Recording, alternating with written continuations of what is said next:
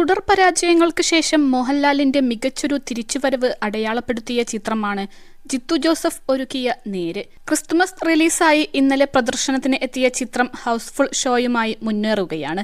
ചിത്രത്തിന്റെ തിരക്കഥ ഒരുക്കിയത് ജിത്തു ജോസഫും അഭിഭാഷകയും നടിയുമായ ശാന്തി മായാദേവിയും ചേർന്നാണ്.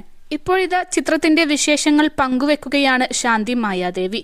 ദൃശ്യം രണ്ടാം ഭാഗത്തിൽ അഭിനയിക്കുന്ന സമയത്ത് തന്നെ മലയാളത്തിൽ ഒരു കോർട്ട് റൂം ഡ്രാമ ചിത്രം ഒരുക്കണമെന്ന് ജിത്തു ജോസഫ് തന്നോട് പറഞ്ഞതായാണ് ശാന്തി മായാദേവി വെളിപ്പെടുത്തുന്നത്.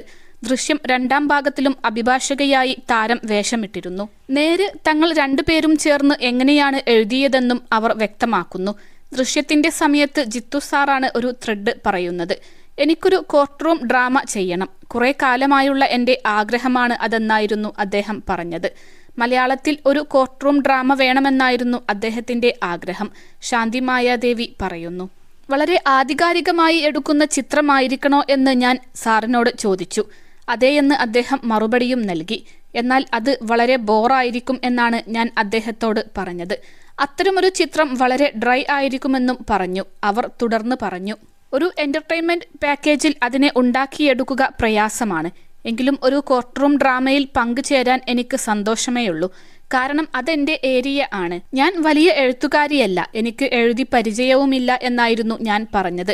എന്നാൽ റിയലിസ്റ്റിക്കായി എടുക്കാമെന്നും ഞാൻ കൂടെയുണ്ടല്ലോ എന്നുമായിരുന്നു ജിത്തു സാറിന്റെ മറുപടി, ശാന്തി മായാദേവി കൂട്ടിച്ചേർത്തു.